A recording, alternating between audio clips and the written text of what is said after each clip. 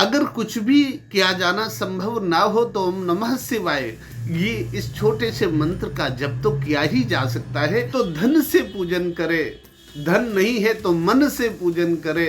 इस साल महाशिवरात्रि कब है? 14 फरवरी या फिर 15 फरवरी? आखिर सही पूजा की तिथि कौन सी मानी जाएगी और किस रात भगवान शिव की आराधना करने से मिलेगा सबसे ज्यादा पुण्य? कहा जाता है कि महाशिवरात्रि की वही पावन रात होती है जब भगवान शिव और माता पार्वती का दिव्य विवाह हुआ था और मान्यता तो यहाँ तक है कि इस रात सच्चे मन से किया गया ओम नमः शिवाय का एक जप भी जीवन की बड़ी से बड़ी बाधा दूर कर सकता है।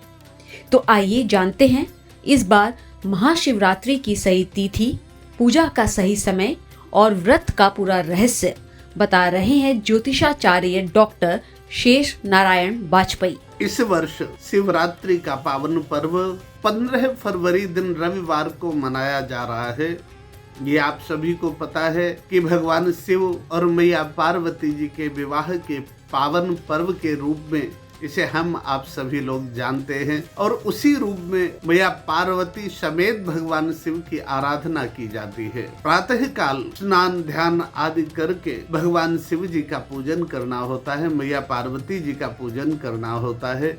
जितनी श्रद्धा हो, जैसे कर सकता हो। अगर कुछ भी किया जाना संभव ना हो तो ओम नमः शिवाय ये इस छोटे से मंत्र का जप तो किया ही जा सकता है।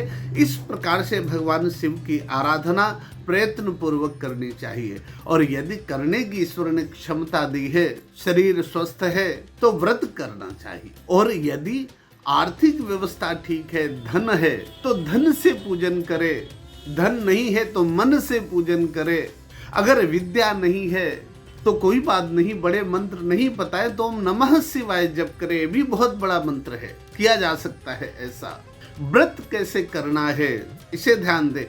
व्रत करने का नाम लेने पर कुछ लोग समझते हैं कि जो मनावे, जितना मनावे फलाहार खाया जा सकता है। नहीं, ऐसा नहीं है। शास्त्र कहता है असकृत जल पानाच सकृत तांबूल भक्षणात्। यदि कोई व्यक्ति बार बार पानी पीता है तो व्रत नष्ट हो जाता है। असुकृत जल पानाच सकृत तांबूल भक्षणात्। और यदि एक बार भी पान खा लेता है तो व्रत नष्ट हो जाता है।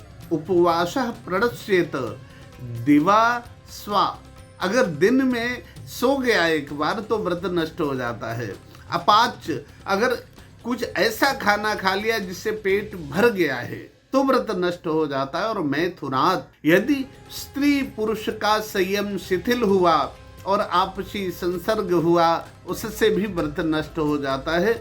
इसलिए बहुत लोगों को ये पता नहीं होता है कि व्रत कैसे नष्ट हो जाता है। उन्होंने केवल ये समझ रखा होता है कि हम तो फलाहार करेंगे और फलाहार करने से हमारा व्रत हो जाएगा।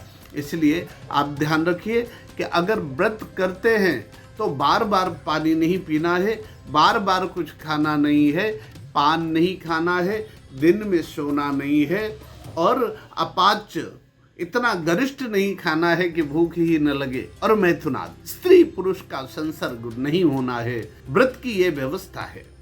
अगर मंत्र जप करना है तो ओम नमः शिवाय इस मंत्र का जप निरंतर करते रहें। जितना ज्यादा कर लें उतना अच्छा है। और यदि और सक्षम है करने में तो महामृत्युंजय मंत्र का जप कर सकते हैं। जितना भी कर सके उतना बहुत फल होता है इस दिन का। और यदि और स्थिति अच्छी है, रुद्राष्टाध्यायी पढ़ सकते हैं तो रुद्राष्टाध्यायी का पाठ करें और उसके द्वारा रुद्राभिषेक कर सकते हैं। रुद्राभिषेक में करना ये होता है कि या तो पार्थिव शिवलिंग बना लें और या फिर नर्मदेश्वर शिवलिंग ले लें। पार्थिव शिवलिंग जैसे बार बार जो मिट्टी होती है, मिट्टी को बहुत अच्छी बना करके और मिट्टी के शिवलिंग बना करके उन्हें पार्थिव शिवलिंग कहते हैं, उन पर रुद्राभिषेक किया जाता है। और अगर ऐसा किया जाना संभव न हो तो पत्थर की जो शिवलिंग होता है पत्थर का, उसके ऊपर दूध आदि से अभिषेक करके और पूजा की जा सकती है। अब बात है अभिषेक किसको कहते हैं। आपने देखा होगा कितनी लंबी श्रृंगी सी होती है, उससे एक धार बना के दूध चढ़ाया जाता है भगवान शिव जी के ऊपर। तो पार्थिव शिवलिंग पर भी चढ़ सकता है और पत्थर के जो शिवलिंग होते हैं उन पर भी चढ़ सकता है। तो उसमें अभिषेक में मैं बताऊं कि कैसे कैसे करना होता है। सबसे पहले आप समझिए, भगवान शिव जी के ऊपर आप दूध की धारा चढ़ा सकते हैं, गन्ने के रस की धारा चढ़ा सकते हैं, तेल की धारा चढ़ा सकते हैं, और भी कई चीजें हैं जिनसे आप रुद्राभिषेक कर सकते हैं। उनके प्रयोग अलग अलग हैं। शुगर रोग से सुरक्षा के लिए आप गन्ने के रस से रुद्राभिषेक कर सकते हैं।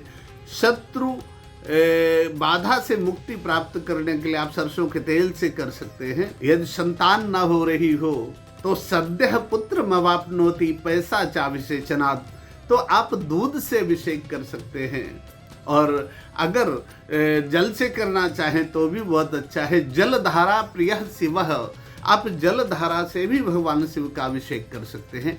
और यह अभिषेक की प्रक्रिया क्या है कि आप जो रुद्राष्टाध्यायी के मंत्र हैं उनको पढ़ते हुए भगवान शिव जी पर, या जो पार्थिव शिवलिंग बनाए उनके ऊपर, या जो पत्थर के शिवलिंग हैं उनके ऊपर जलधारा या दुग्ध धारा या गन्ने के रस की धारा आदि चढ़ानी होती है, और वो धारा टूटने ना पाए। एक ओर पाठ करते रहे और दूसरी ओर ये जलधारा चलती रहे, यही अभिषेक है। कुछ लोग समर्थ हैं तो वो पंडित जी को रखते हैं और पंडित जी इस प्रकार से रुद्राभिषेक करवाते हैं। तो जो यजमान होते हैं वो जलधारा चढ़ाते हैं और पंडित जी मंत्र पढ़ते हैं। एक प्रक्रिया ये भी है। कुछ जो समर्थ विद्वान हैं वो स्वयं मंत्र पढ़ते हैं और स्वयं जलधारा चढ़ाते हैं, ये भी हो सकता है। इस प्रकार से नित्य संभव हो तो नित्य करे और ना संभव हो तो शिवरात्रि के दिन अवश्य करे। इसकी पूजा प्रक्रिया क्या है? कोई भी पूजा करनी हो तो गौरी, गणेश, वरुण जी की पूजा, नवग्रहों की पूजा करते हुए और फिर मुख्य देवता की पूजा करनी होती है। शिवरात्रि में मुख्य देवता शंकर पार्वती जी हैं तो उनकी पूजा करनी होती है। पूजा की विधि क्या होती है? सबसे पहले देवताओं को बुलाया जाता है, इसे आह्वान करते हैं कहते हैं, और फिर जल चढ़ाना होता है।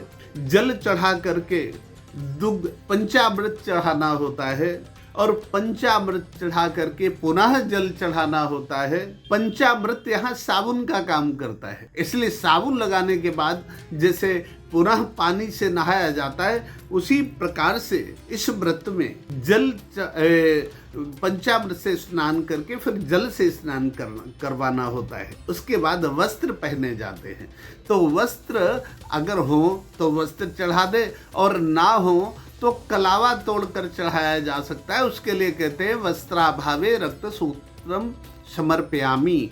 वस्त्र नहीं है इसलिए हम ये रक्त सूत्र समर्पित कर रहे हैं। इसके बाद जनेऊ चढ़ाना होता है, यज्ञोपवीत। यज्ञोपवीत चढ़ाने के बाद में चंदन चढ़ाना होता है। उसके बाद चावल चढ़ाने होते हैं। चावल चढ़ाने के बाद इत्र लगाना होता है। इत्र के बाद पुष्प चढ़ाने होते हैं। पुष्प चढ़ाने के बाद में धूप दिखाना होता है।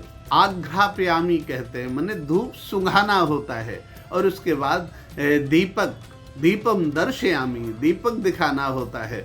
फिर हाथ धोने होते हैं। हाथ धोने के बाद भगवान शिव जी के लिए नैवेद्य लगाया जाता है। नैवेद्य मतलब मिष्ठान्न आदि। उसके बाद फल चढ़ाए जाते हैं। फिर जल चढ़ाया जाता है। प्राणाय स्वाहा, पानाय स्वाहा, समानाय स्वाहा, उदानाय स्वाहा, व्यानाय स्वाहा आदि। अगला स्टेशन आपकी मनचाही मंजिल खुशहाली है।